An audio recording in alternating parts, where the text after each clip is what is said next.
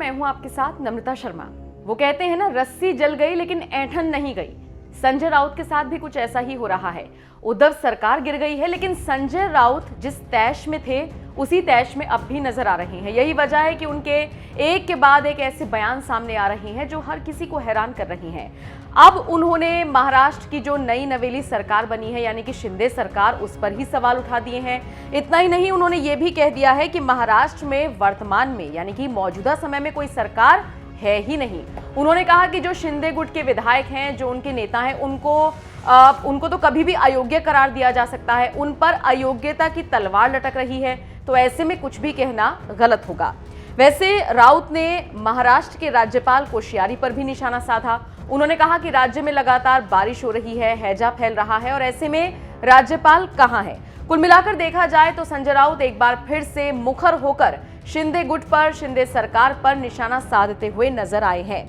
राउत ने कहा, राज्य के कई हिस्सों में हैजा फैला हुआ है जिसके चलते लोगों की मौतें हुई हैं। महाराष्ट्र में एक बार फिर से लॉकडाउन जैसी स्थिति है। बाढ़ के कारण लगभग 100 लोगों की मौत हो चुकी है और ऐसे में राज्यपाल कहां है ये पता होना चाहिए। वैसे आपको बताते चले, राज्य में कोई सरकार नहीं है और ये जो सरकार है ये अवैध है, ये भी कहना है संजय राउत का। यानी कि वो मानते ही नहीं है कि शिंदे मुख्यमंत्री हैं, वो मानते ही नहीं है कि शिवसेना टूट चुकी है और वहां से बागी होकर कुछ नेता शिंदे गुट में गए, शामिल हुए बीजेपी के गठबंधन से। अब महाराष्ट्र में सरकार बन चुकी है। संजय राउत अपने रास्ते पर चल रही हैं, दो टूक कह रही हैं कि मैं नहीं मानता महाराष्ट्र में कोई सरकार है क्योंकि ये एक अवैध सरकार है।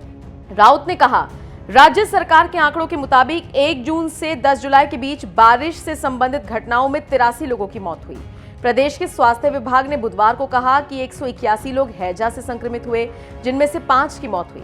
ऐसी स्थिति में राज्य में कोई सरकार नहीं है क्योंकि ये एक अवैध सरकार है।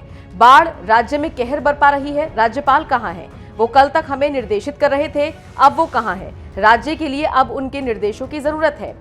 इसके अलावा फिर उन्होंने कहा, बागी विधायकों को शपथ दिलाना संविधान के मुताबिक नहीं है। यानी कि जिन बागी विधायकों ने शपथ ली उनको लेकर संजय राउत ने कहा कि ये संवैधानिक तौर पर ठीक नहीं है।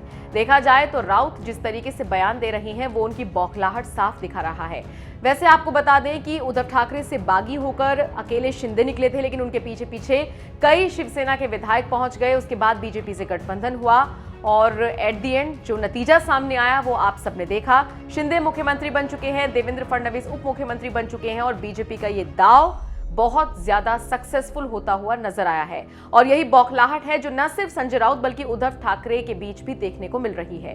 बहरहाल संजय राउत ने जिस तरीके से बयान दिया, इसको लेकर आप क्या राय रखते हैं? कमेंट बॉक्स में अपनी राय हमें जरूर दें।